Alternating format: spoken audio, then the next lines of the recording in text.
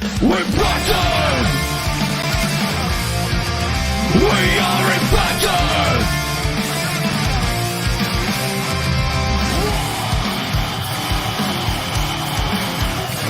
We're Bronson!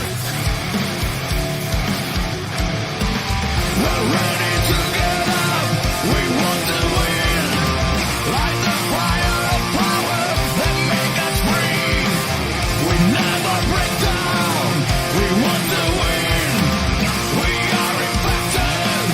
The best team!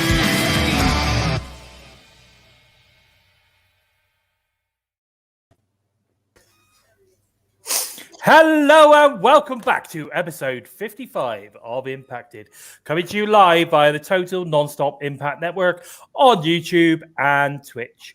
I am your host Bison, and today I am joined by Mr. Daily Giggle, the Joker, and of course the man simply known as Steve. Hello fellas, how are we doing today? I'm good, thank you. Good. How about yourself, Steve? How are we feeling? Yeah, we're keeping pretty well, and after a pretty hectic week of Impact, and yeah, ready to get going with it all. Good. I'm glad to hear it because I think this cracking. There's been a lot of news, lots of stuff going on, and I think we've got one hell of a show ahead of us to talk about. Really, loads of stuff. And I think I'll tell you what, I want to get slap bang into the impacted news and rumors of the week because we ain't got a guest this week. We don't need a guest. I've got Joe. I've got Steve. What more do I need? I don't need a guest. It's great. I've got my team, and that's all that matters. So I look like a young boy to you? Yes, you do, boy. Yes, you do. But anyway, I think we're going to get slap bang into impacted news and rumors. So here we go. So the first thing, the best news of the week so far has got to be that Impact's new signing, Speedball Mike Bailey. And it was interesting to note that this was done very similarly to the way that they signed Josh Alexander a few years ago at Destiny Wrestling. And of course, Josh was even in the ring at the time when Scott D'Amore gave Mike Bailey the news. I think this is a great signing. I don't know. This is the good stuff. I've only really seen his stuff on YouTube and stuff like that. So from what I have seen, he's a hell of a talent. So I'm looking forward to seeing what he does when he hooks up with some of the Impact roster. From what I've heard, the bad guys up north were also very interested in Mike as well, pre-pandemic. So I'm really pleased that he's just, basically Scott has snapped him up from under the noses. So it's great. So what are your thoughts on this, Joe? I'm excited, really excited. If Scott D'Amore took the time to go up to Canada and personally sign him like that, that just shows where Scott D'Amore's got his best interests. WWE was after him, AEW was apparently after him, and Scott D'Amore goes to Canada and says, "You're coming to Impact Wrestling." So, what does that tell you? Definitely. And I tell you what, Zach Bonifer's got it right. It's Bison and his young boys. Yeah. You're right there. I love it. Okay, so yeah, no, definitely, Joe. I totally agree with that. I mean, he's got up there, and he's basically said, "Well, sod the rest of you. We're having this amazing talent." What's interesting though is that his girlfriend is Vader Scott. So yeah. Could we possibly see Vader joining that announce team soon? I mean, we know how Impact likes to sign, husband and wives or boyfriend and girlfriends and partners or whatever, don't we? So could we see Vader? I mean, we know that she was commentary at Knockouts Knockdown. I've said for a long time, a 3-man booth is required or a 3-person booth is required. And I think that female voice would especially with her, on the Knockouts bias, or if, for instance, they decide to do the one thing I've been asking for, a all knockout show, Vader would be perfect for that. So it'd be interesting to see whether we do see Vader Scott turn up as well, because that would be very, very cool.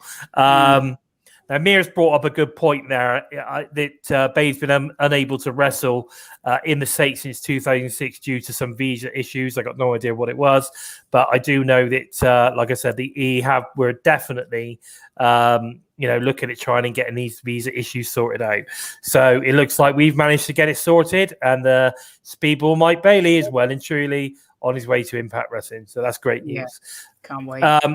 I think it's going to be great. And all I can say is, if you don't know anything about him, go and check him out. He's got loads of highlight reels, loads of matches on YouTube. Just go and check him out. Someone has put together a clip of his 50 best moves, and I will highly recommend watching that. It really defines him. Really? Yeah. Okay, I will make sure I check that one out as well. So come on, guys, check that out. Can I just say, we've got a lot of people saying hello. We've got a lot of people turning up in the chat. I know that we're sort of kind of in for the US guys. We're sort of kind of going an hour later for you guys.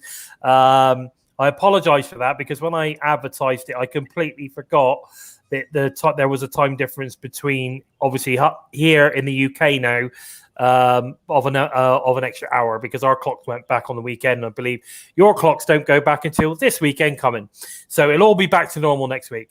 But thank you guys for joining us, because even though obviously we've had that mix up in times, it looks like everyone's still managing to find us live, which is great. So a quick hello to Red Bull, Mira Neesum's with us, Hakeem, Violet's with us, which is great, and the lovely Courtney, of course, who gave us that gleaming endorsement earlier on today. Richard Williams is with us. Paul Nelson. Did I mention Zach? Yeah, Zach's here. So lots of people. I think Gary's with us as well. So we got plenty of people checking out the show live and joining us in the chat. So we love that. Oh, and Terrence is there as well. Hello, Terrence. I didn't notice you, buddy, but nice to see you. Thank you very much. Can I just say, Hakeem's released a really good article this week. You guys check that out as well. And of course, as usual, Steve will be releasing one tomorrow, I believe. Steve, am I right? Yep. We'll have one coming out tomorrow. Okay, what's yours going to be? My one will be regarding a little hint towards Turning Point and a few turning points that we could see in the new year. Okay, cool. Sounds good to me. And Hakeem, if you could put a link to yours in the chat so everyone can check that out, that'd be really cool. We'll flash it up on the screen here. If you could do that, Steve, that'd be great. People asking what I'm drinking. Well, it's just some Pepsi Max, I'm afraid, with a little bit of ice. I didn't want to get drunk or anything like that. I don't want to end up slurring my words. Well, it could be worse. You could be like me. I get pissed. I just end up laughing for hours. Exactly. Who knows? Anyway, so I didn't want to get involved in all of that. So I just stuck to the Pepsi Max, guys. Anyway, moving on. So Moose has been getting mixed reactions to his incredible promo last week on Impact. Some racial stuff being mentioned again on Twitter. People not sort of kind of like understanding what a heel is supposed to do. Turn that frown upside down, my man. And even Moose sort of kind of replied as if to say, you do realize I'm just playing a character, right? So, guys, you need to sort of kind of chill out. If you're one of those people, chill out. This is wrestling. It's not real life. Some people are just assholes in general, though. Some people are doing it just because they're nasty fuckers. Oh man, I'm sorry, but that I'm with Terrence on this one. I mean, it was straight up fire. So it was a great promo. It got in a sort of kind of hit on everybody. It's genius promo. Yeah, it was really, really good. Definitely. So I'm happy with that, and I think it's great. I mean, as much as I want Josh to be, the world champion, I think it's Moose has been there or thereabouts for a long time, and now he's going to get his chance to shine, and we'll get to see how good he really, really is. So I don't know. What are your thoughts on the Moose promo and the reaction that he's been getting, guys? Let's go with Steve on this one. The Moose promo itself was fantastic, I thought. Moose, for me, at times his promos have been fantastic, and at times there's been time he felt like he could grow a bit. But here you saw all the development and growth, has paid off for him. And I thought the promo was fantastic. The response, he's playing a heel, so he's going to get heel heat. But people are, like you say, are giving it that extra bit of like, well, taking it that step too far. And it's like we've said previously, it's sad that we're getting to a world now where people's first indentation is to go that extra step to like racial or another kind of indentation of let's abuse them. Yeah. What about you, Joe? What do you think? That was one of the best promos I've seen from Moose or anyone for a very long time. Like Steve said, you could tell this is where Moose was more in his element. It didn't feel forced. It felt like an old natural rant. And then you read his response on it online. It's like he's carrying the whole thing forward. It's all just honestly, it's just being brutally honest more than anything else. Yeah. and of course, as Red Bull's just said in the chat, at the end of the day, it worked because it made people mad. So that's what heel does. It has to create those. You have to get those emotional reactions. I just felt that at times it just went a little bit too far. People need to calm down and just remember that it is wrestling. It's not real. Damn it! Actually, it is real to me. Anyway, you know what I'm saying. But I thought it was a great promo. I loved it. He got everything he needed to get in there to really sort of kind of drive some heat through, and I thought it was really good. And obviously the entire opening segment of Impact was fire. I thought with obviously Josh coming out, then the introduction of Suzuki, which we'll talk about in a minute. So I thought there was a lot of cool stuff in there. We can then move on because you've got Josh Alexander delivering a very emotional driven promo from his car with regards to how he felt about that whole segment as well. I thought this was really good. And again, showed this sort of kind of like the intensity. It brought us some realism to the whole thing. It worked well for me. Yeah, all about kind of, protecting his family, and Moose taking it just that one step too far. When his family are in the ring, he just shouldn't have done it. And of course, let's face it, the walking weapon's going to get his revenge. What are your thoughts, Joe? I've not seen the promo, but if it's going off of the promo that he did at the end of Bound for Glory, similar to that atmosphere, then I can sort of get where it's going. And I have to agree. You saw his reaction to the referee on the night that's just gone. He's livid that Moose has come and taken him out in front of his family. In fact, he almost knocked him into his wife when he hit that spear. So you can feel that emotion there. The interesting bit for me that he mentioned about Jet getting on top of his face, trying to, shield him from Moose. I love that, and whether that was kind of intentional, whether Jet was told to do that, I don't know. But I thought it added something very real to the entire segment, and the fact that he brought it up in his promo was pretty cool too. What about you, Steve? What do you think? Yeah, like I said, after Bound for Glory, they really have a chance to make Josh into their next top level babyface. And this promo really kind of emphasizes, just how the crowd can get behind him and really make him feel like that true underdog. And if Impact play it right, then the sky's the limit. Yeah, definitely. I just noted Keith in the chat there. I just want to have a quick say hello for Keith. I don't want to miss anybody out if they pop in. So I don't know. I think one thing's for sure. I think we've got we're going to get a very emotionally fueled Josh Alexander moving forward. And I think everyone's going to get behind him. I mean, we've seen all the great stuff that Jade puts out with regards to Jet and her and Josh, obviously. So we're all going to start seeing more and more of this stuff, and I'm sure we're going to get promos which show them a little bit as well. So I think this is going to get more and more fueled towards Hard to Kill personally. And then for reals. Exactly. And then obviously we're going to get that big main event. Now, talking about Hard to Kill, see what I did there? Talking about Hard to Kill, the venue has been announced to be at the Bomb Factory on January the 8th. Tickets on sale from the 12th of November, 10 a.m. Eastern.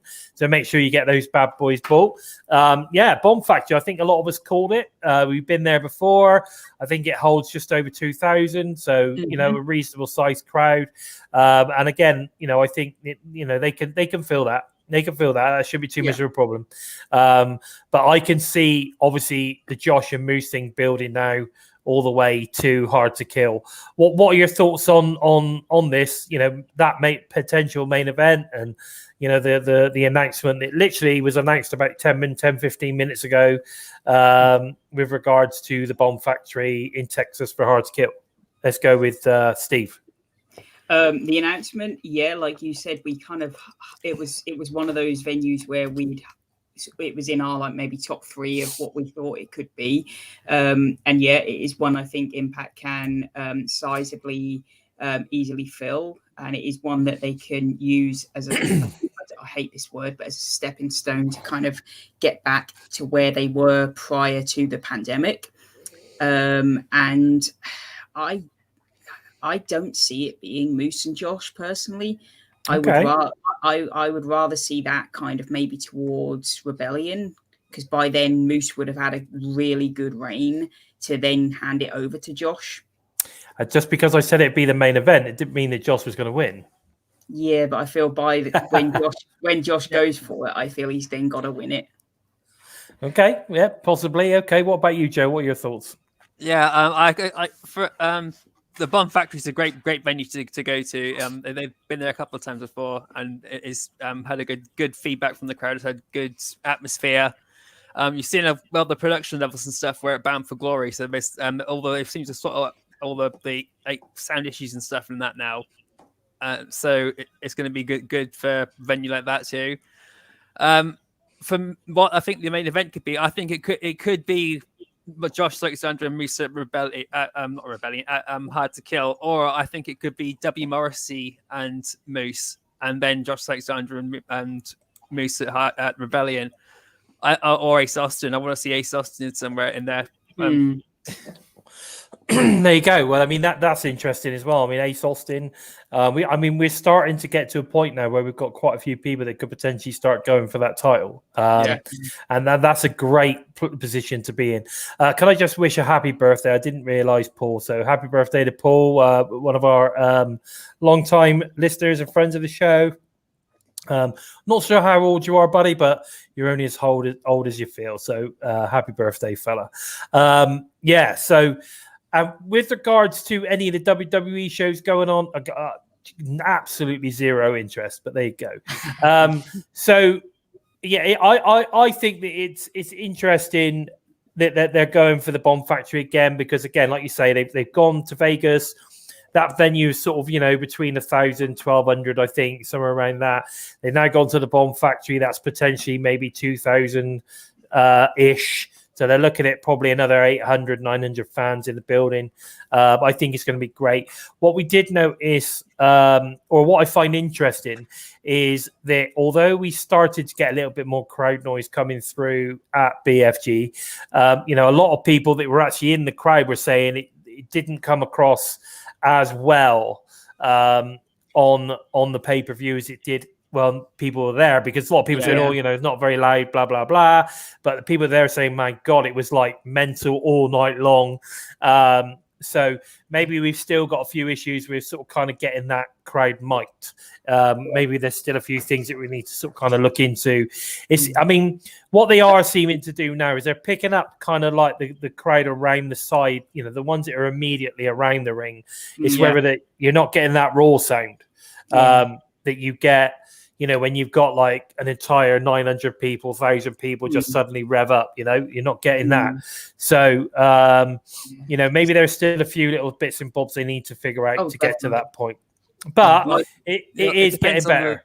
It depends on the layout of the building. The buildings aren't built like a stadium. They're like Samsung's is a casino. It's not built like a stadium. It's got the roof that goes over like that. So the sound's just going to go out that way rather than up and around. Yeah. So it's just physics, and potluck. I mean, yeah, you say that, but I mean, again, it could be microphones. You've got to, there's so many different microphones. You could spend serious amounts of money on microphones that are kind of like, you need those microphones that get a wide spread of sound. Yeah, but then they do say that old habits die hard. I mean, even for years, Impact have never managed to. They've always had decent crowds, but they've never managed to mic them. Sadly, not very well. No, you're right.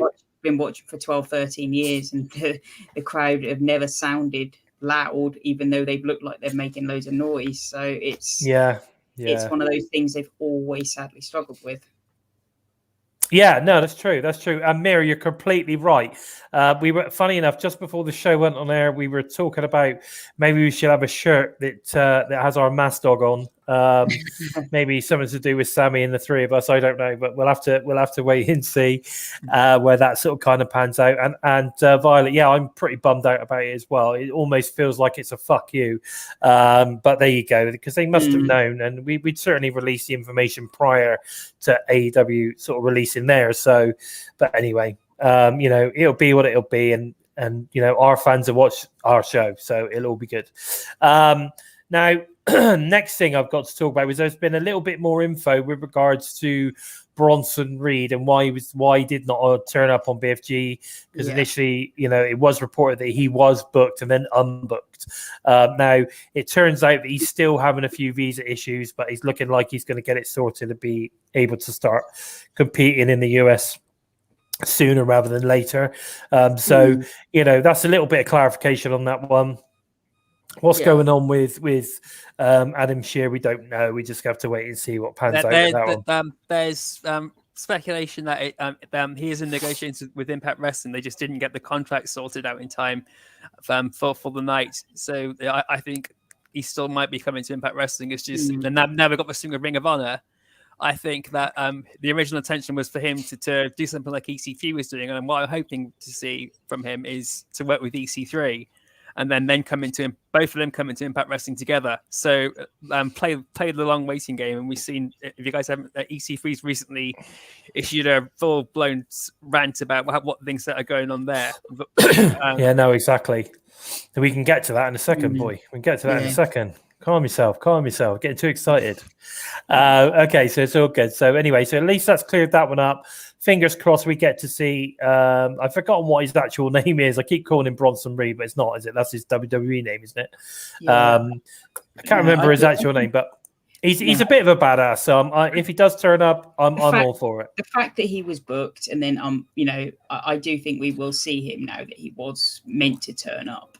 Well, he's Australian, isn't he? Am I right in thinking that? So, is it that he's having similar problems to the Inspiration? Because the reason they didn't turn up earlier is because, they were having visa issues. So, but we got them in the end. So fingers crossed. Fingers crossed. Okay, so now this is interesting. Several performers have been removed from the Impact roster page, including No Way, Taylor Wilde, Colin, Tommy Dreamer, thank God, Petey Williams, and TJP. And I believe also the Desi Hit Squad's been removed. Has Raj Singh been removed? No. My thinking is maybe it's a way to kind of quietly say that they've released Gamma. Okay, but so Raj is still there, and but so the Desi Hit Squad thing is gone. Yeah. So all they've done is basically demolish Desi Hit Squad. That's no longer a thing anymore. Yeah. Okay, so that's cool. And in case anyone cares, they've also removed finally Suicide. Yeah. Okay, so I forgot about that. Which does kind of. To be fair, Suicide could come back at any time, because we all know that. It does make me wonder: are we going to see Caleb in the ring more as Caleb now? No, it's Caleb with a K. Possibly. I mean, he turned up at the Pro Wrestling Revolver show, didn't he? He was doing something there. But interestingly, I'm pretty sure that it's about time we saw him. He's a great in-ring performer, so there's no reason why we shouldn't see him getting a bit more involved in the ring. I mean, he was great. He'd be great in the X division, if you ask me. So there is, a possibility that we could start seeing a little bit more of Caleb in the ring as himself, which would be great. But again, the only one I have to say, we haven't seen Conan for well over a year, probably 18 months, 2 years. Dreamer, basically fucked himself. Petey Williams, we know, had a try with the company up north in a producer role. TJP was never signed. He was always a freelancer, and maybe he's just sort of kind of, gone to do other things. And we know that he's been on New Japan. We know he's doing a bit there. We know he's just had a baby. So maybe he's sort of kind of saying, well, you know what, for a while, I'm just going to stick around with this particular company. And we've got a relationship with New Japan, so there's no reason why TJP could just suddenly turn up again out of the blue. He's doing a lot of work around Mexico and a lot of lower level companies that aren't really pushing him, so he's got time with his family. Exactly. He could just turn up, do his thing, and go home, which is great for him. Now, the other one is No Way. Now, I've said for a long time that the gimmick that No Way currently has is dog shit. So, if No Way is going to make something of his career now outside of the E, he really has got to change something up. He's got to do something. So if he's disappeared to maybe rehash himself or reinvent himself into something new, the dude's massive. Get rid of the hair, get some new ring gear, get a new attitude. You could clearly sort of do a promo. Let's become a badass rather than a jokester, rather than some dude that dances around. Let's become a badass and really show what you're made of. I don't know. Maybe he's been taken away to sort of kind of reinvent himself and then come back again. Who knows?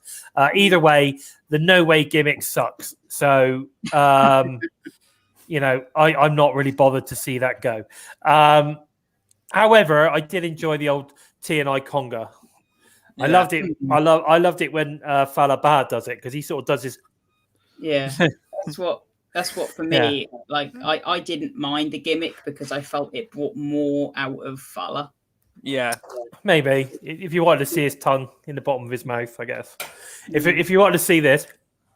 I just felt he had more bounce about him. That more kind of personality shined out. Come on, give me marks out of 10, guys. My Falaba dancing No Way style.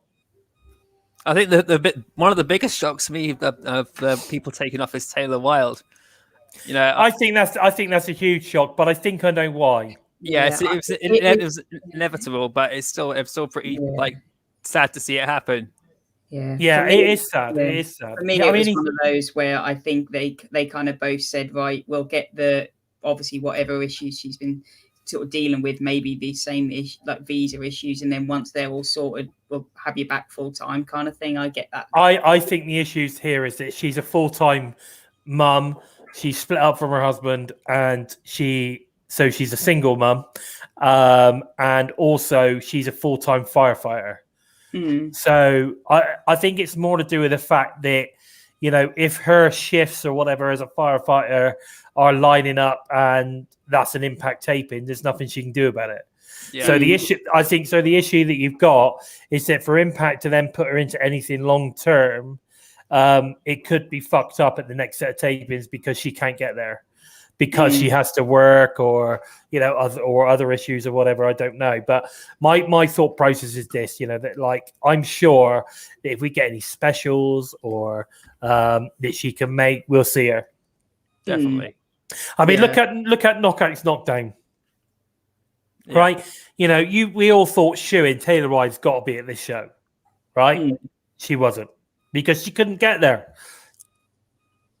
I think it would cause a lot of problems. I think that's all it is. Just cause a lot of problems, and they don't need that kind of hassle.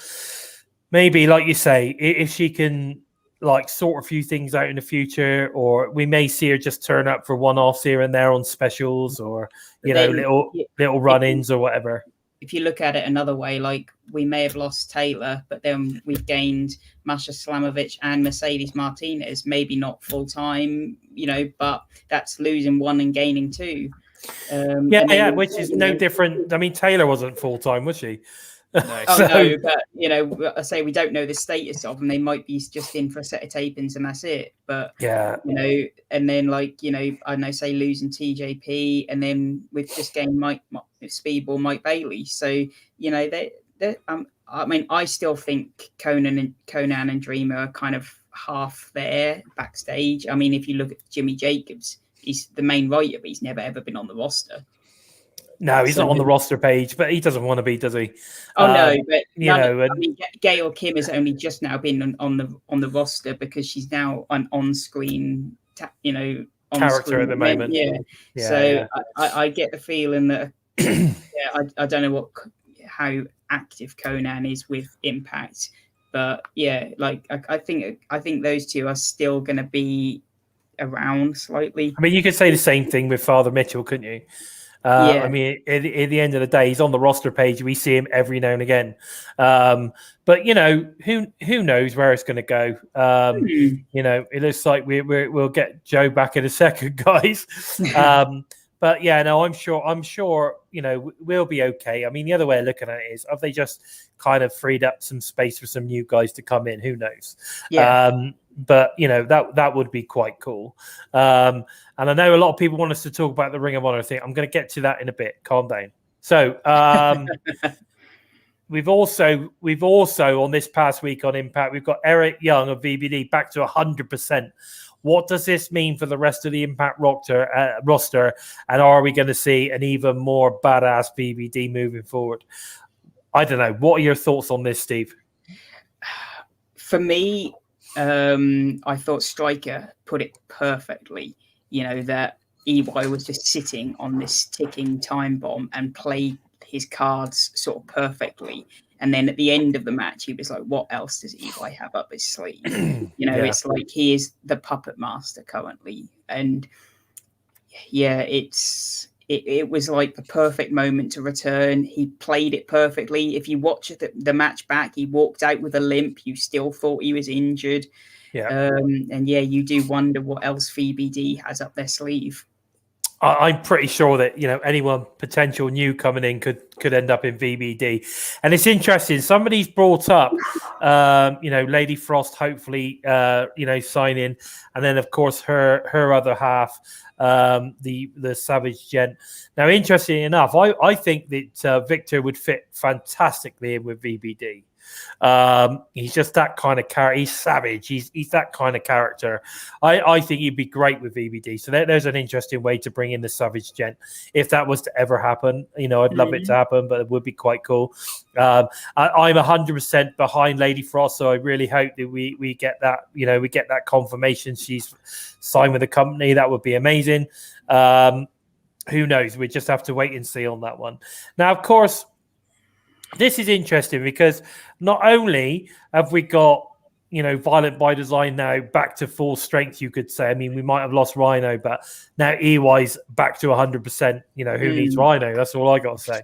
So we've also had Chelsea Green appearing on the cover of Fitness Girls magazine, which again, is great. We might have to get ourselves tested after this. Which is also great for advertising of the Impact brand as well, because I believe there was an article on her wrestling career and Impact was mentioned and stuff. So that's great to see that as well. That's kind of backhanded kind of advertising for the promotion, which is great. What were your thoughts on this, boys? Let's go with Joe.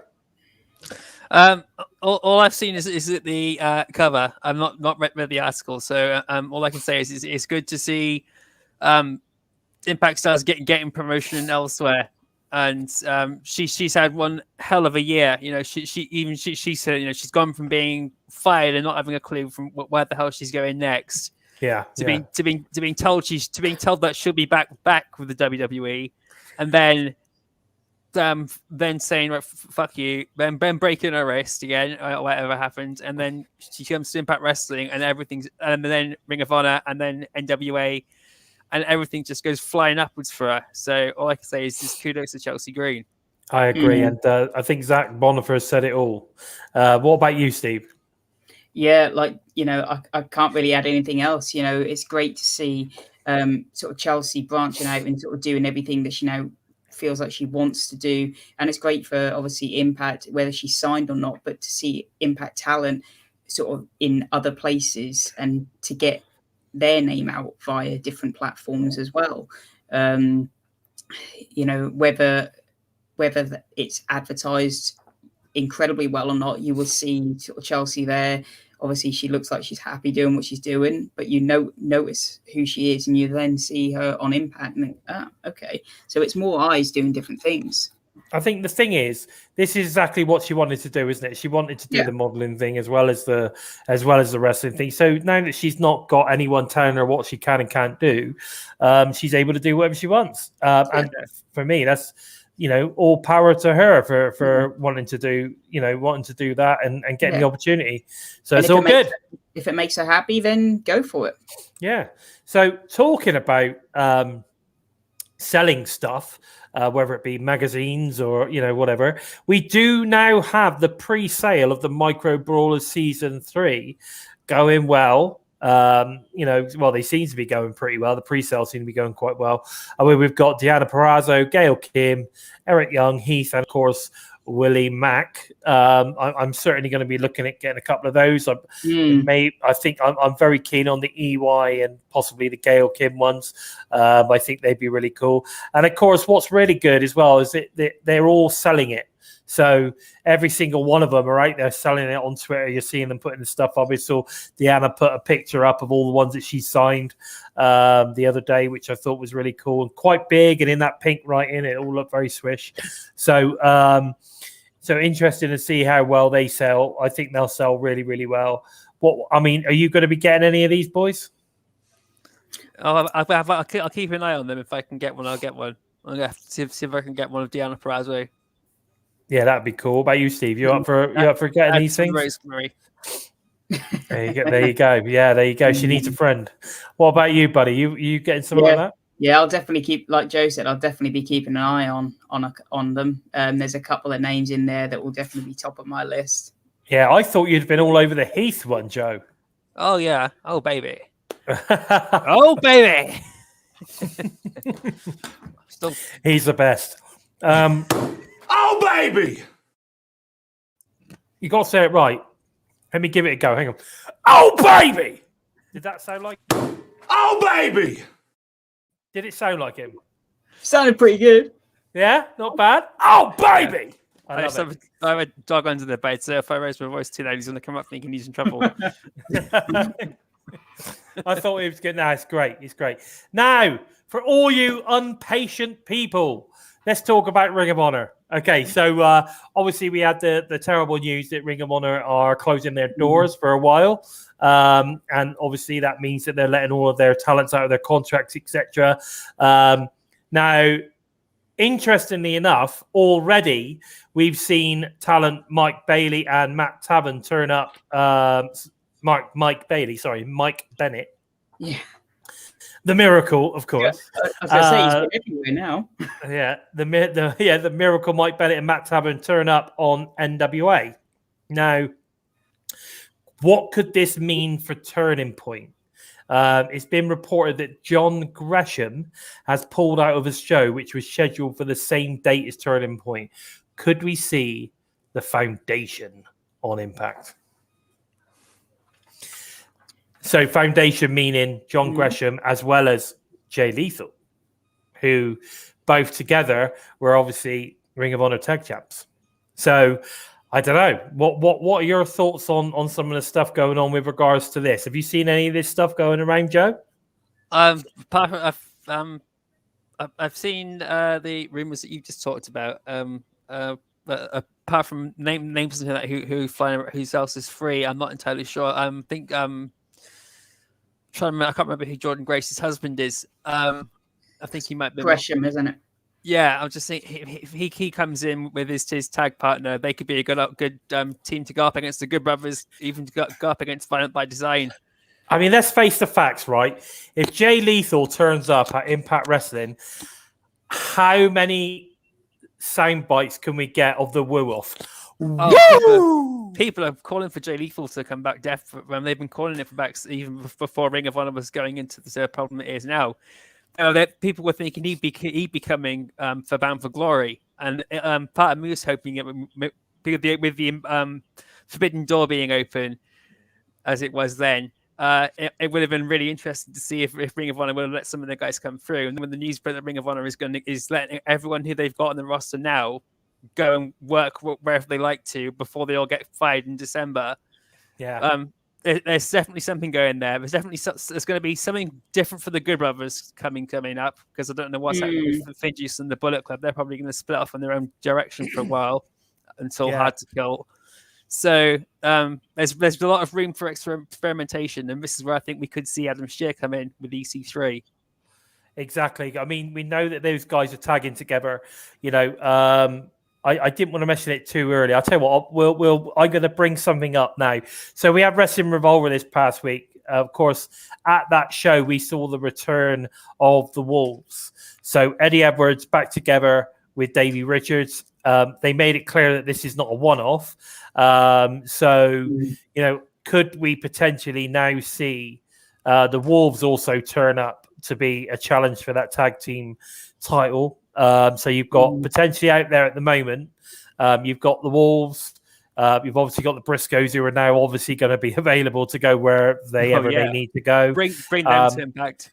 We've also know that at Blizzard Blore, we've got EC3 teaming with Adam Shear. So is that a potential new tag team? It's been a bangorama. Exactly. It certainly has. So, you know, we still obviously have got the likes of Willie Mack and Rich Swann. So, you know, who are now called the Soul, the Soul Brothers or something? I don't know what they're called. Soldiers, right? Okay, so you know, and looks like they're getting involved with Sam Beale. So there's lots of interesting stuff coming on here. But you know, there is so much potential for a tag team division to just suddenly turn up. I mean, you know, the other one, of course, is Mike Bennett and Matt Taven. You know, they're a tag team. So, you know, there is a potential that we could see them turn up on Impact in the tag division as well. And before you know it, we've got one of the best tag divisions in the world. Yeah. And I mean, I don't know if you might have done, but I didn't catch you mention Heath and Rhino or VBZ. Yeah. Well, there you go. Heath Rhino. We got VBD. I mean, let's face it, mate. You know, potentially, you know, if we get 2 or 3 like established teams join this tag division, then we would potentially have the best tag division in the world. Yeah, and it's funny because you look There's at the no tag argument. Team, There's no argument. It's funny because you look at the tag team division right now and you think that's the bit that needs work. But within a month, it could be the strongest area in Impact. It's Exactly. so strange how it could be, you know. And I mean, this is all guesswork right now. You know, we're not saying this is going to happen, but it's just a case of it could within a month go from needs work to incredibly strong. Just the best. Yeah, without doubt. And I'm pretty sure that the Good Brothers are going to want that to be the case, right? So, you know, there's going to be a lot of stuff going on, especially if the Good Brothers now are not obviously cross-promoting with AEW. They've not been on AEW pretty much for a long time. So we know that door at the moment is you know, slightly ajar, but it's not quite closed. Not quite closed, but you know, there's nothing going on between Impact and AEW at the moment. So, you know, and it might not for a little while, but it's not closed. It's just ajar, just peeping in every now and again, see where we could potentially go with that. But interestingly enough, there's so many other fantastic talents on that roster. I mean, just where's Roxy going to go? She's only just become their female champion. You know, could we see Roxy turn up? You know, there is just so many incredible talents over there, and I'm sure if Mike Bennett comes over, then we probably get the terrible, horrible voice of Maria turn up as well. Oh man, her voice just goes straight through me. But there you go. That, I mean, you know, some people like it, some people don't. But yeah, her voice. Oh my god! But anyway, talking about tag teams, talking about the incredible EC3, he's been making some damning statements with regards to corporate wrestling, and obviously only yesterday we had a release of another one of his Control the Narratives where he talks about corporate honor and all that kind of stuff. So he's obviously not too impressed with what Ring of Honor have just done. But obviously moving forward, it's going to be very interesting to see where he lands. I particularly like the bit where he mentions about the three-lettered brands. Well, as we all know, Impact Wrestling is 2 letters. In fact, it's not even letter really, because we don't talk about IW. We just talk about Impact. So interestingly enough, wasn't it? Are we classed as being part of the 3-letter corporate branding? I don't know. But it was a great promo. It was a very, very good video. Again, we get to see the the brick wall in the background and all that kind of stuff. So he's obviously doing that at home. But interesting stuff. I mean, where is EC3 going to land now? Where is Adam going to land? We know that they're obviously doing stuff together. Is it going to be a pairing? Are those guys going to turn up somewhere together? We're just going to have to wait and see. And I'm pretty sure that EC3 is pushing his own narrative in terms of the Control the Narrative company that he's sort of kind of setting up as this cinematic version of wrestling. I don't have anything against it. I think it's great. I thoroughly enjoyed the last 2 that he's done. So if he brings out 3 or 4 of those every year, that I'd be watching them. So I think that's really cool for me. But yeah, so who are the talents that you guys in the chat? Who are the talents that you like to see turn up on Impact Wrestling? And maybe we could have a little chat about those in a minute. Yeah, that's a good one. Little go on the Pepsi Max. Lovely. So we're going to get to a little bit of a touchy subject here, because I know that Joe's got some thoughts on this one. I think Steve's quite vocal on this as well. So let's talk about the DMC and where it's going. Will this be a title defended on Impact Plus specials only? To me, this makes sense. If it's going to be a true digital media championship, then it needs to be defended on Impact Plus specials, or obviously the Ultimate Insiders or whatever it is. It cannot be on a pay-per-view. It has to be done via digital media. So, and I think it would make a great addition to a championship match for the Impact Plus specials every month. And then you build to that. You get a number 1 contenders match, or you get a couple of, like a little mini tournament leading up to who's going to be the next contender, or whatever it is that we do. I know that you're not overly impressed at the match that we had. I'm not going to mention winners, mirrors, before you start throwing toys at your pram. But we did obviously had a match yesterday. I've watched it. I know that Joe's watched it, but let's not mention who won, so that Mir can watch that, without knowing the result. So give us your thoughts on what they're doing with this title at the moment. Joe, you go first, mate. I like what they're doing with the title. I thought they've built it, they introduced it fantastically. It's just the first match they've had to carry it forward has been a major letdown, is all I have to say. Jordan Grace is a great choice to be the champion, but I watched the match they had for the number 1 contendership last night, and I was just bitterly disappointed with the whole match. It's just like they've taken the whole momentum they built up for Bound for Glory, and it's already gone flat on its face. But I see it only being defended on Impact Plus specials, and I got no problem with that at all. It makes the most sense to have it defended there, or if it's going to be on a television, that we need to be a pay-per-view or pre-shows of the pay-per-view. It just makes perfect sense just to get your attention to actually watch the whole product to begin with.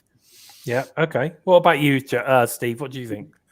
Yeah, regarding the first question, I get the idea of it being on Impact Plus events, but I don't feel like the idea of a champion not being allowed to defend their if I was the champion, I would feel like I would want to defend it on pay-per-views too. It feels like a demotion not to be able to defend it on pay-per-views.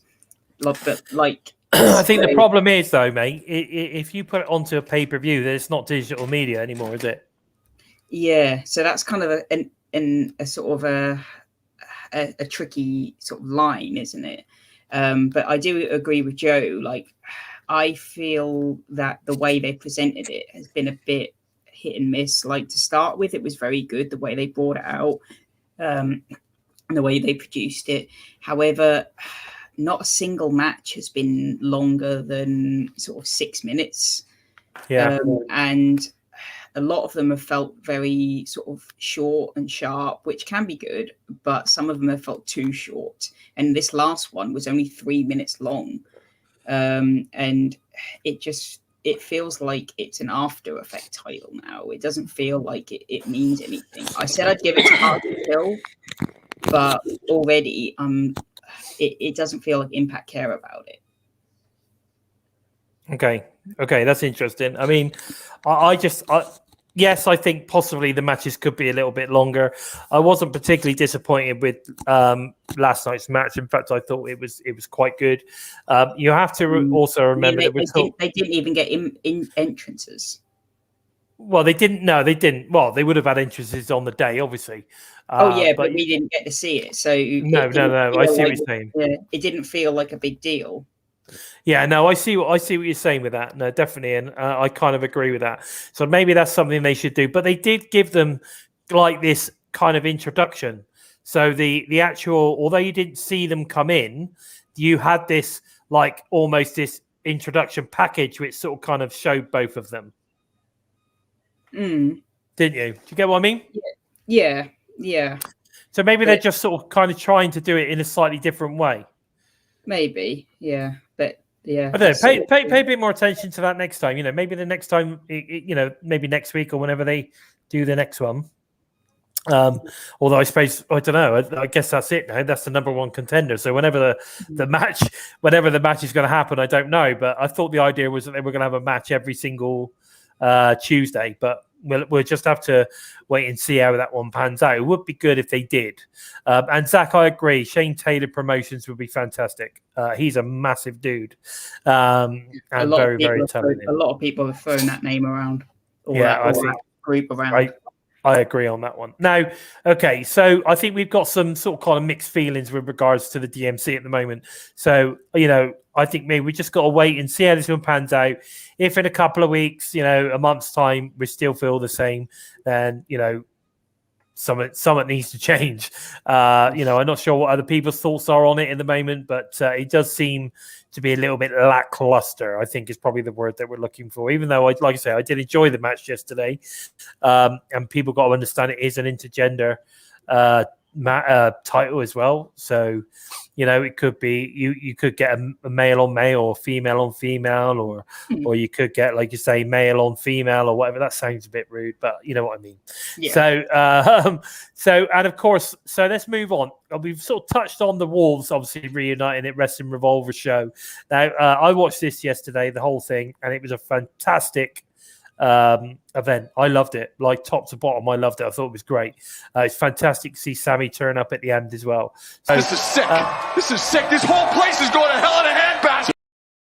You could be right. There was some sick moments, but it was great to see the return of the Wolves. Ace Austin beats Alex Zane to win a championship, which I thought was pretty incredible too. We then got friend of the show, Jake Crist. He killed it in a hardcore match after being busted open in within the first few minutes. Certainly within the next couple of minutes after that, he had full on crimson face going on. So Tales from the Ring, the Halloween show from Wrestling Revolver was the best thing I'd seen in a long time from an indie promotion. I loved it. I thought it was great. I'd be interested to hear what all your guys in the chat, if you saw the event, what you thought about it. And I have to say, for me, the main event, John Moxley versus the Zombie Princess was awesome. And the two, for me, as well as obviously the Wolves reuniting, which was pretty awesome. Jake Crist match and and the main event, Moxley and against the Zombie Princess, were the highlights for me. Really, really good stuff. I don't know. Did you guys get to see this one, or did you not catch it? I didn't catch it, no, but I think the replays are still available. I'm not sure how long they're around for. Otherwise, I try and book it now and then watch it tonight or tomorrow. I would, mate. It was great. It is really good. I'm just not sure how long the replays are there for, so I don't want to be like paying for something. Do you know what? I would buy it just for the Jake Crist match. That was insane. Oh, I saw the I think it was like a fall away slam moonsault he did off the turnbuckle into some glass or whatever the hell it was. That was awesome. You know, Jake Crist absolutely killed it in that one move. It was just insane. And the fact that, you know, the match was so good and yet Jake still lost just kind of blew my mind. Because, like, you know, I mean, don't get me wrong, both wrestlers gave it their all. But you know me, I'm a big Jake fan. I want him to win everything. But his performance was just incredible. And like I said, the blood was pouring from literally within a couple of minutes in. It was just crazy. It was a barbed wire on a chair, I think it was. It hit him directly in the face. And it obviously went straight into his forehead. There was a gash probably about that long. Just above his eye, and literally his entire face was just blood. It was insane. It was an amazing match. I'm surprised he didn't just keel over. The amount of blood that he lost, I'm surprised he didn't just literally like faint because he lost so much blood. It was insane, but yeah, incredible stuff. Okay, so let's move on to the digital media match then. So like I say, I'm not going to mention the winner because I don't want to upset anybody, but we had Skylar versus Chelsea Green. Now, you guys have both obviously watched it, so I'm going to let Steve go first. What were your thoughts on the match? Let's not mention the winner. I thought the match itself was decent. I thought both wrestlers kind of worked off each other pretty well. Yeah. And yeah, like I think the more that we see Skylar in the ring, the more he's getting like over as a heel. You know, yeah, I agree. Yeah, the more, because obviously when he was first in the ring, everyone was like, "Well, who on earth is this guy?" Whereas the more he's in there, the more we're seeing him shine. And more people are kind of gravitating to him. And I think being in there with Chelsea, who everyone loves as a babyface, really, was a good mix. And yeah, it felt like it had another few gears to go through, but I think what we got was good. Yeah, I do as well. And to be fair, you say, it wasn't very long because it was only 3.5 minutes or whatever. I get that, but then the heelish tactics that were going on sort of kind of made it end a little bit sooner than maybe it should have done, if that makes sense. So I don't know. It's certainly worth thinking about. And what about you, Joe? So you've obviously seen it. Yeah, Steve pretty much said everything I have to say. But the only thing I have to add to it was things were building up, and we got to see a lot more from John Skylar and what he could do. There was still plenty more we could have seen from him. The match did end too quickly, but how it ended was what you'd expect. It just ended too quickly for me. I was like just getting engaged with the match and really starting to like get over the fact that it's just so bloody short, which is disappointing to see how short it was. When I watched it on Impact Plus, it shows you like the length and everything. It's like, oh fuck, it's gonna be okay. But then it's like, oh, this is good. Then oh fuck, it's over. Yeah, we complained recently, didn't we, about how the WWE women's matches were being booked, and I don't want us to go down this road with the DMC matches. Exactly. I'm not being funny, mate, but like you could have had 2 women's matches in the WWE for the 3.5 minutes we had of this. Oh yeah, I know. We're moaning about a 3.5 minute match. In WWE, you're lucky if you get 2 minutes.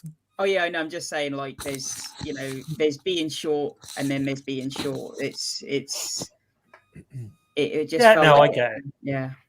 It sort of almost started to go. It got going, and it did end. It did feel like, we could have got a bit more out of it because it was a good match. It was a good match. I mean, I even felt like the Bound for Glory match had an extra couple of minutes that it could have had, but obviously, it's just every match for me has felt like it's wanted just a couple of minutes more. Okay. Well, that's interesting. Definitely. Sorry, Bonkers and Mir. I did mean to mention that just now when we were talking Wrestling Revolver. Obviously, it has been announced by Tony Khan that John Moxley is heading into rehab with regards to alcohol issues. Here at TNI UK, we just want to wish John all the best. Get well soon, bud. Get yourself. Take care of yourself, look after your family. So we wish all the best for you and your family at this time. Just you can do it. Get yourself sorted, and we'll look forward to seeing you back in the ring soon. Remember, your health is what matters. It's not the entertainment. It's your health that matters. So do what you need to do, and we'll see you down the road. So interestingly, that's our thoughts on the DMC. I am interested in other people's thoughts on that, but please just remember that we're trying to avoid mentioning the winner there because we don't want to upset our good friend and good listener of the show, Miri. Does get upset if we mention any spoilers. And I'll tell you what, I'm reading some of the comments now. Even Trent's getting a bash in here from. Oh yeah, Trent's getting a bash in. Yeah, it was definitely longer than his marriage, that's for sure. And did we all notice that Trent has been advertised as debuting for the E? I saw them advertising that earlier. That Trent is going to be a new addition to the wrestling roster. Did anyone else see that? They must be desperate. Well, I should go and check that one out. I'm pretty sure everybody in the chat knows what I'm talking about. So that's going to be interesting. So yeah.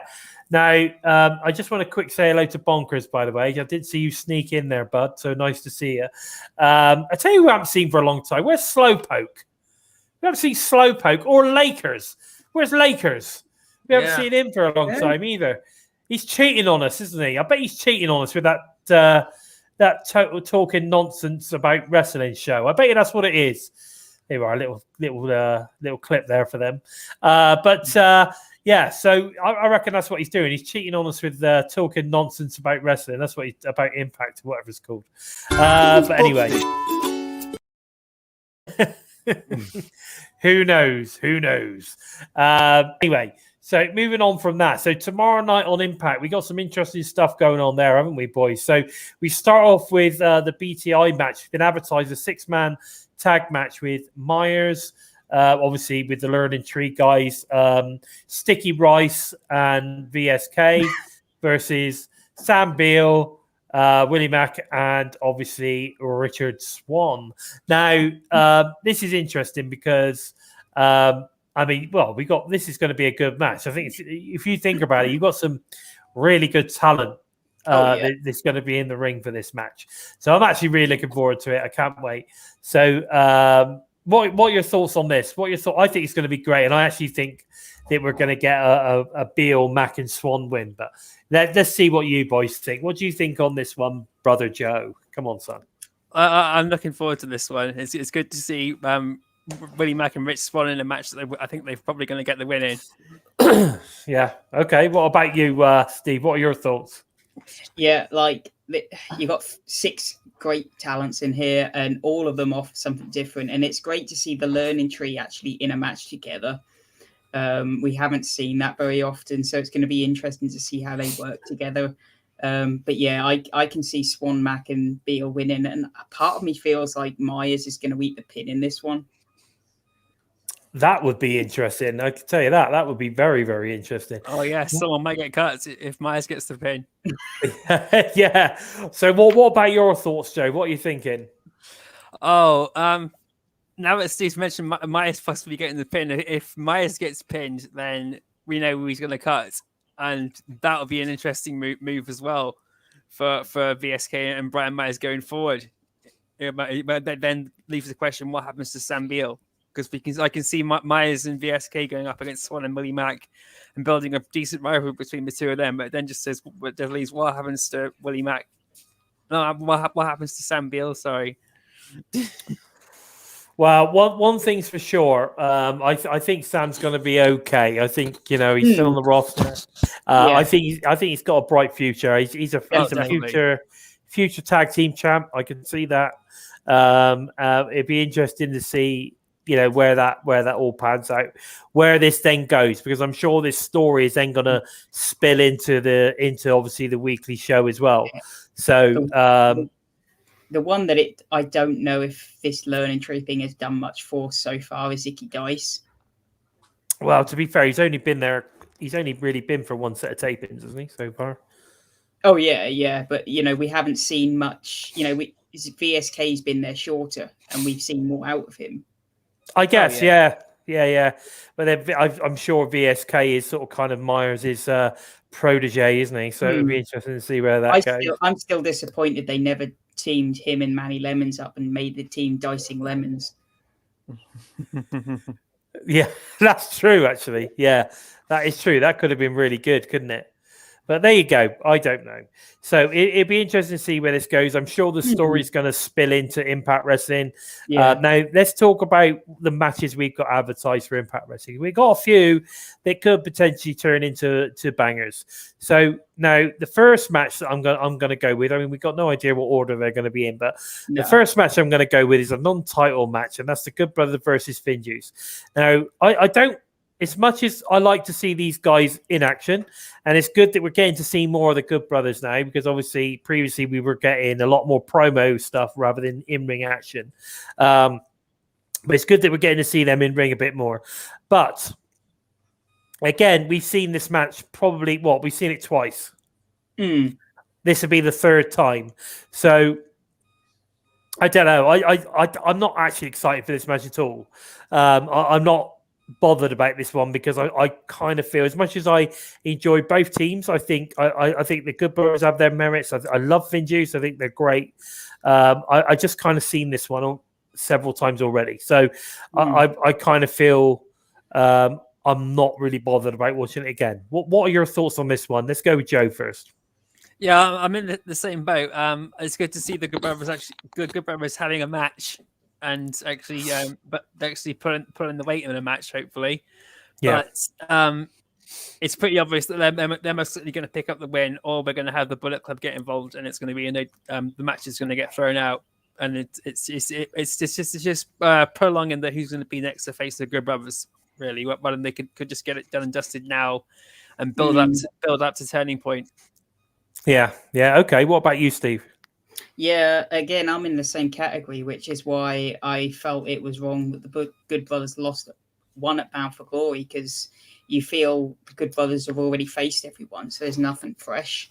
I feel like the Good Brothers will win, or, like Joe said, we'll get some interference, but then it's going the same direction what we had at Bound for Glory, isn't it?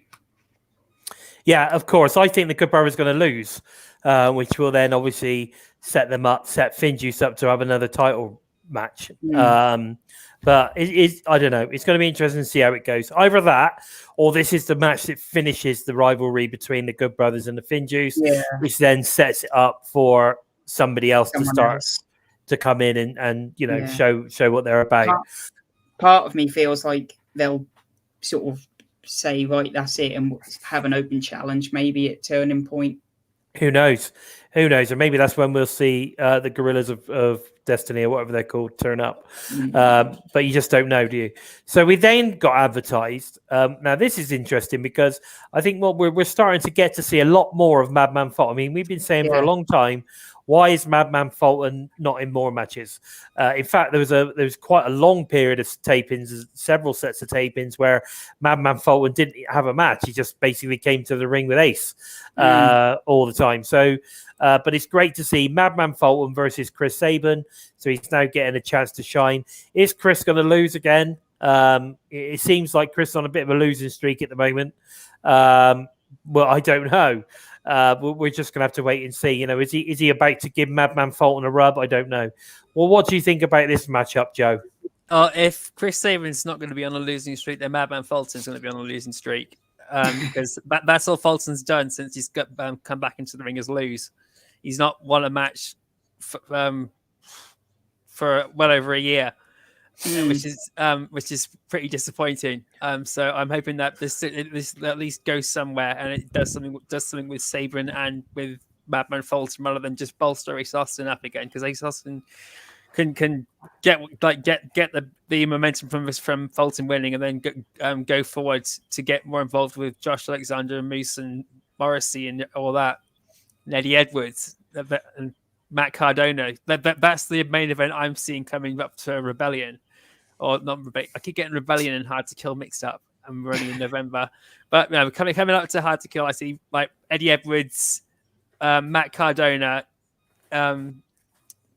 Oh fuck! I forgot who we're bloody talking about now. Yeah. Well, anyway, Ace Austin, Josh Alexander, Moose, and Morrissey in a 6-way is where I'm thinking we should go for Hard to Kill for the world title, and start sowing the seeds for it now. Seeing as Moose stole my plan for Ace Austin at Bound for Glory, he's getting a bit carried away here, isn't he, Steve?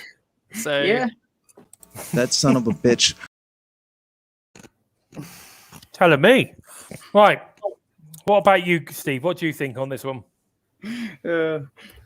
Part of me feels like there's the option for Sabin, Fulton and Ace to go against Sabin and someone else for it to turn into a tag sort of feud. But,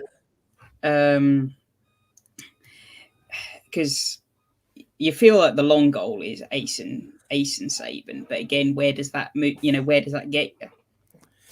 Because Sabin at the moment is nowhere near the title. No, exactly. So yeah, I mean, I'm with Joe, because Sabin, although he had a couple of matches where he hasn't been winning, Fulton hasn't won a match for ages. So if you're gonna sort of make is that not because though he's not really having any one-on-one matches, is he? Every time, I mean, we're getting to see more of him in the ring, but when we do see him, it's more multi-man stuff, isn't it? Yeah. So, is he losing? I sort of kind of when we talk about multi-man stuff, I generally only see that the person getting pinned is losing. That's the way I see it, and I don't think we've seen him pinned.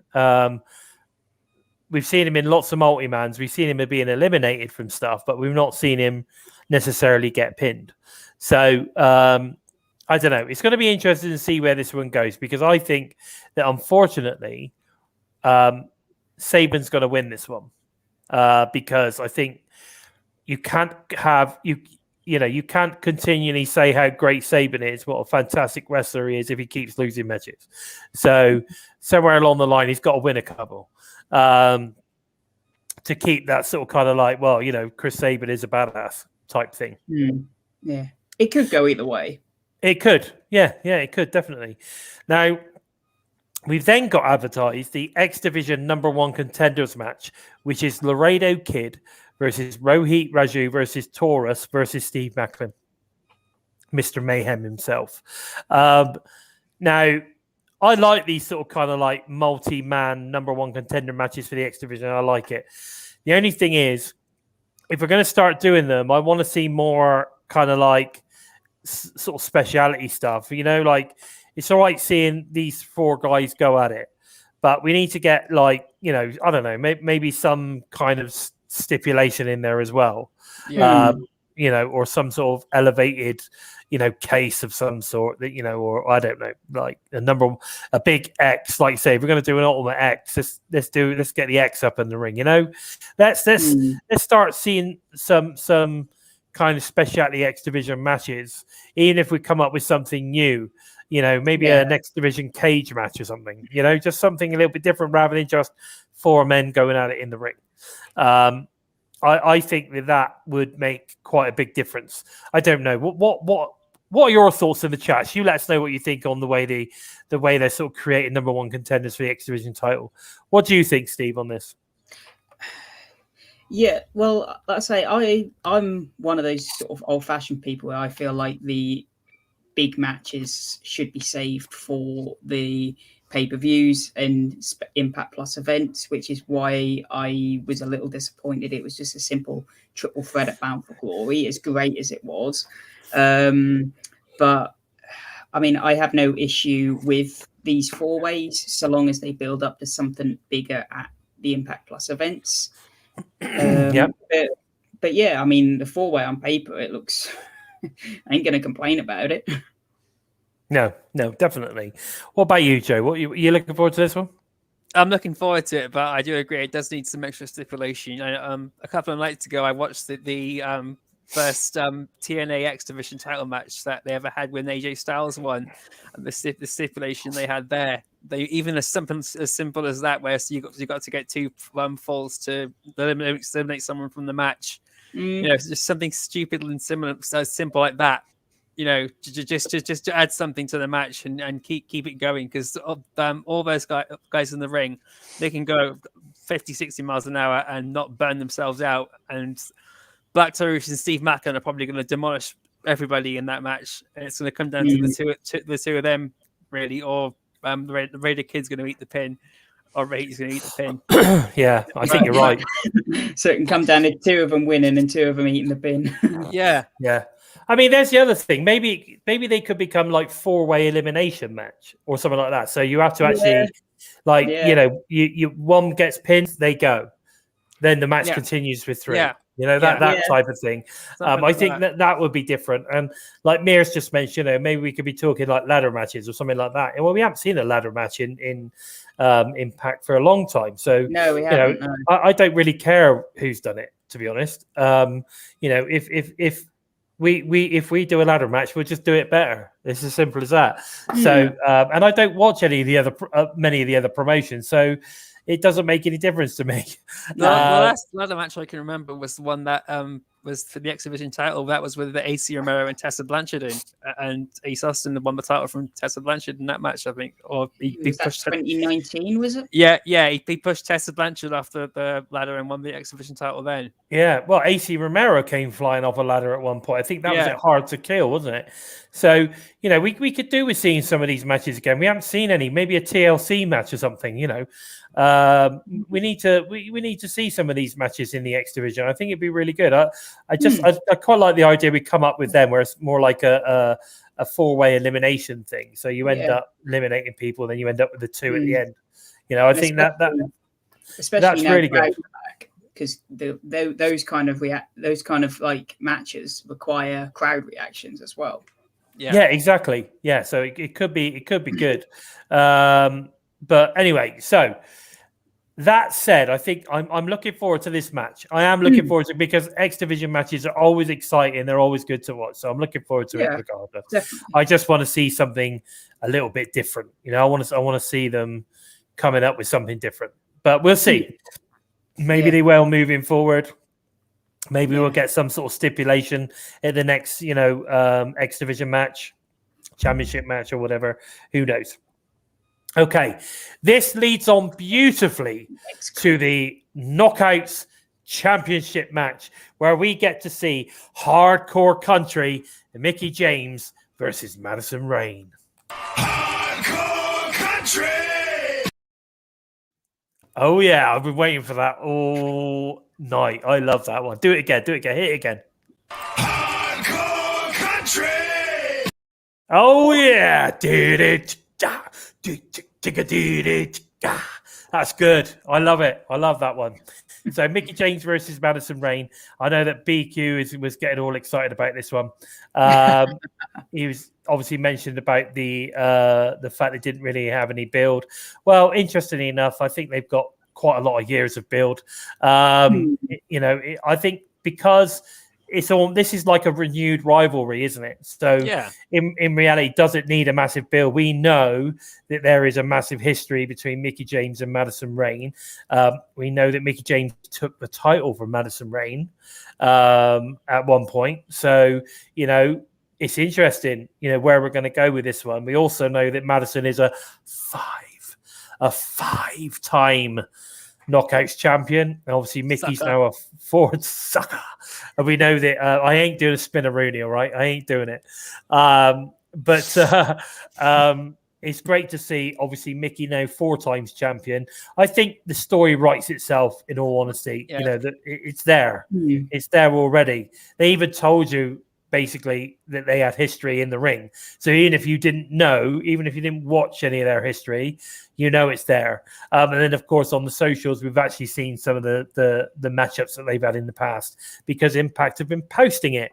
So, there's definitely stuff up there. It's definitely there to check it out. It's all over, Impact Plus if you want to go and renew their rivalry and see what they did in the past.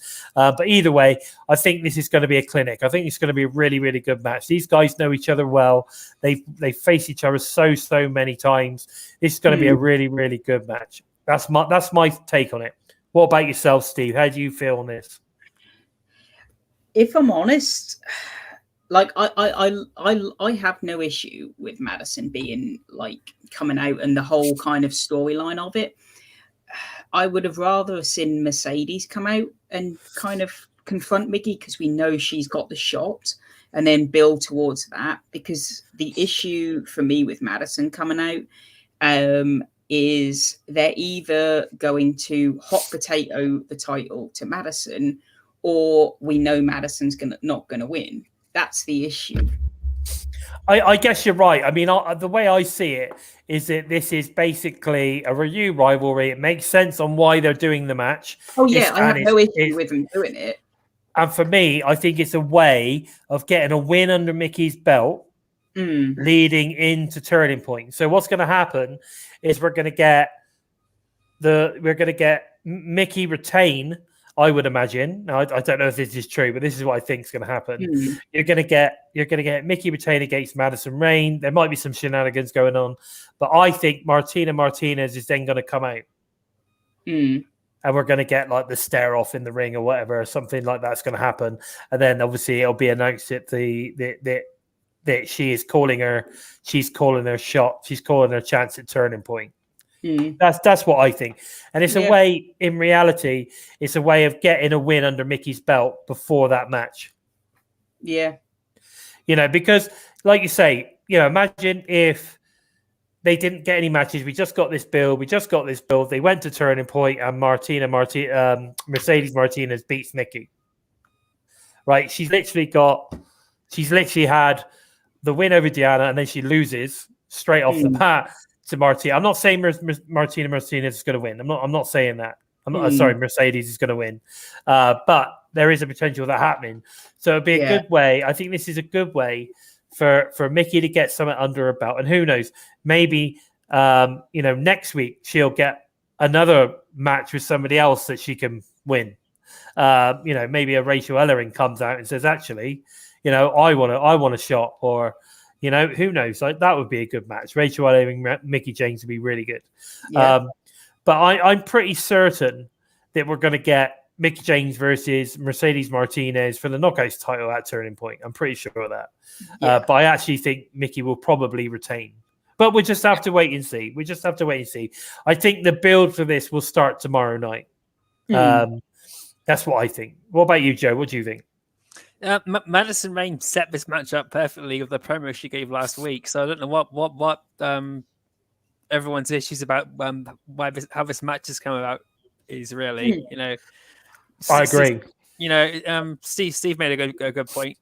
But people are saying, oh, but there's no proper build to this match. It doesn't need one. It's already happened. Madison Rayne came out and insulted Mickey James in her moment. And through all of their history and all of them, just made her look like an idiot, basically. And so it's just and Madison Rayne is always a good person to have if you want to put somebody else over. And Mickey James, even though Jenna Price has been one of the best champions we've had, she still needs to lose to another veteran or two to really show that she is still top brass, and she's not that win over Deanna Purrazzo wasn't just a one-off or a fluke or whatever all the critics want to say it was.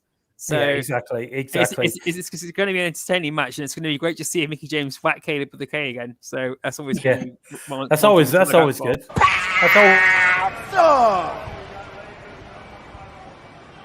Period. Oh, baby. Anyway, I get that. So, And yes, Courtney, one more time. I agree, Sweet. That's good. That's the way to go. One more time. I agree. So we then move on, and we've got the 6-man tag battle, which is obviously Moose, Morrissey, and Suzuki versus Alexander, Edwards, and Cardona. Now, I mean, you've got basically 6 badasses in the ring all in one go.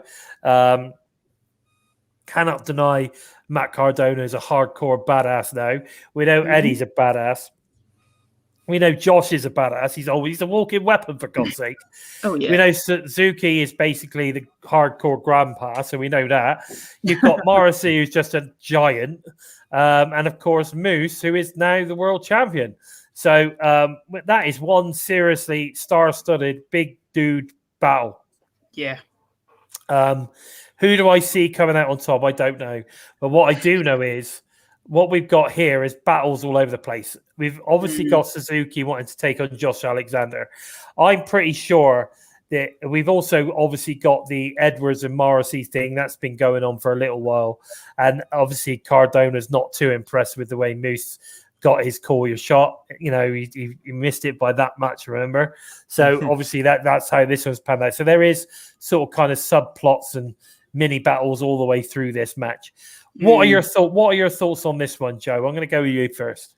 I'm looking forward to this. I love the way they've Matt Cardona is really upped his game even more. We've been wanting to see this attitude swing from Matt Cardona. We wanted to see him get a bit more intense, and now this is the perfect way to do it. If he loses to Moose in the match, we can get him and Morrissey facing off against each other while Eddie Edwards and Moose renew their rivalry.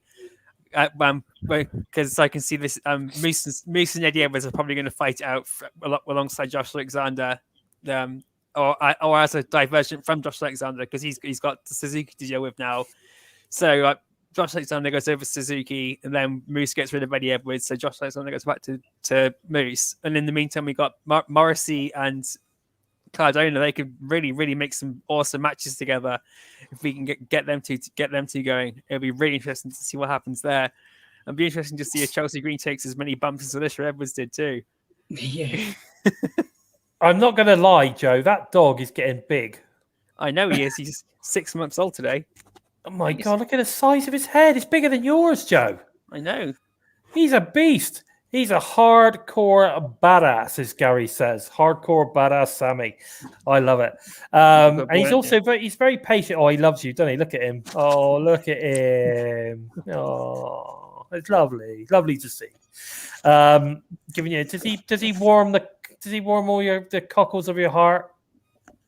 Does he go all warm and fuzzy inside every time he comes up on your lap, Joe? Oh, sometimes, yeah. Until he farts. Yeah, I get that. I get that with Floki, to be honest. As soon as he farts, get the hell out of my bed. Yeah. Does he sleep on your bed, Joe? Yeah, it's only just Floki sleeps on mine as well. Bless him. Yeah. No, it's all good. Okay, so what about you, Steve? What are your thoughts on this one? Yeah, like Joe said, you got six top guys here, and going forward, you've got some really nice stories that could be set up. I mean, really, from a couple of things that I said, and I don't know how people would feel about this, but I can really see Suzuki pinning Alexander in this. That would to set up that feud.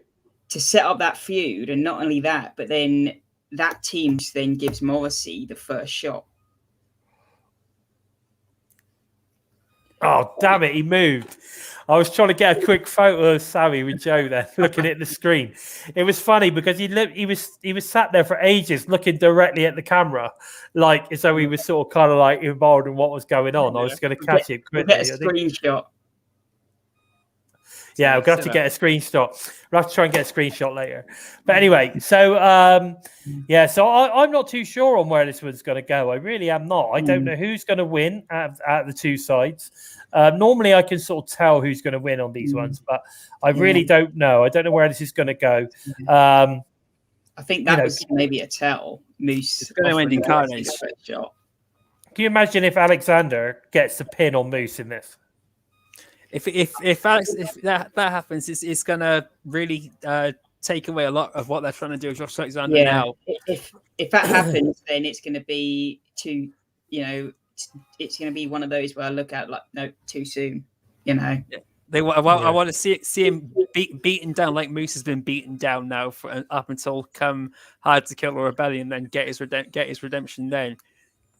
Oh mate, I don't want to see Moose face off with Josh until at least Hard to Kill or Rebellion. You're right. Yeah, I'd prefer Rebellion, but I can see it happening at Hard to Kill. Yeah, that's why I like the fact we've got Cardona and Eddie up there, because Cardona and Edwards are two guys that Moose can get wins over. Yeah, of course. And even Morrissey, Yeah, they're not friends. Even. They're not friends. No, they're just it's a common goal. And the thing is, it would be interesting to see if Morrissey gets the pin over one of them, then he also gets a shot at the Impact World Title. Yeah, that's what I was sort of going. But he just said if our team win, and he didn't say if you get the pin. No, he said if you help me deal with this problem. So that's true. Assuming Moose's team wins, then that's Morrissey kind of gets why I see, like, if Suzuki gets Alexander or pins Alexander, sets up that, and plus then Moose and Morrissey also get their sort of sell their feud. Or you can get a feud between a feud between them, Brian, because Moose says you didn't get the pin. So Moose he's got a lot of wiggle room to really make Moose look like the antagonist. Okay, yeah. Oh, take care, Courtney. Thanks for joining us. I apologise that the times were a little bit mixed up, but anyway, have a great day, lovely. Have a great day. Well, I'm sorry, guys, but I honestly think that's all we've got time for today. We've pretty much run down all the different things, all the sort of news items or whatever there was to talk about. We've certainly gone through everything that we're going to get to see tomorrow. So I think that's probably... that's about it for today. But please don't forget to head over to the TNI Patreon for exclusive extra content when you sign up. And also make sure you watch tomorrow night's TNI Flagship Impact Live review directly after the show is aired on Twitch and YouTube. Also all TNI shows are available for all of you listen on the go fans as audio only via SoundCloud, Spotify, iTunes, wherever you listen to your favorite shows. Let's find out where we can find you on the socials, Joe. Where can we find you, buddy? You can jump onto Twitter and follow me at Joe-ker. You can go onto WrestleBuddy and look for me on the Impact Wrestling section. And you can also jump into Facebook, look for #EmptySpace, #TheVoid, or if you want to test your taste buds and your sense of humor and sanity, #DailyGiggle, and enter with an open mind, and you just might keep your sanity. You never know. What about you, Steve? Where can we find you, bud? You can find me over on Twitter at SimplySteve311 for everything Impact Wrestling related. And like Joe, you can also find me at WrestleBuddy under the Impact Wrestling banner, where I post a new article every Thursday. So every Thursday, keep your eyes open for a brand new article. There you go. And if you're interested in finding out a little bit more about the Bison, you can find me on Twitter where I talk about everything Impact Wrestling or wrestling related at Lord Bison 45. Head over, give us a follow. You won't regret it. Please take the time to help us moving up the rankings on YouTube by giving us a thumbs up. And if you're new to us and you like what you have seen, then click subscribe.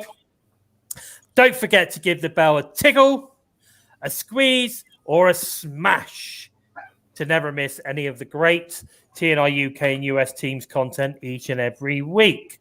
Don't forget, if you want to support TNI, head over to Spreadshirt Store and, of course, ProWrestlingTees.com/total Nonstop Impact. We've got some great shirts on there, including the new TNI UK logo shirt, which is really good. Lots of other stuff, obviously, on the Spreadshirt, mugs, and all sorts of bits and bobs on there. With all that said, I've been Bison. They have been the Joker and Simply Steve. And this has been episode 55 of Impacted. Take care, everyone.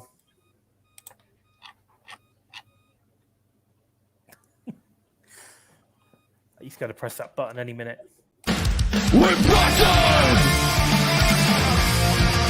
We are Impacted!